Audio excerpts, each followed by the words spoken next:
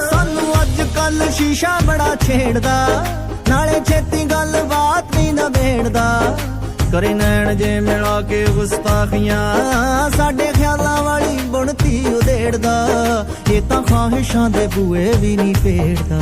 ਮੈਂ ਤਾਂ ਸ਼ੀਸ਼ੇ ਨੂੰ ਵੀ ਟੰਗ ਦਿੱਤਾ ਛਿੱਕੇ, ਦੱਸੋ ਜੀ ਹੁਣ ਕੀ ਲਿਖੀਏ। ਹਾਏ ਹੋਏ ਮੈਂ ਤੇ ਸੱਜਣ ਇੱਕੋ ਮਿੱਕੇ, ਦੱਸੋ ਜੀ ਹੁਣ ਕੀ ਲਿਖੀਏ।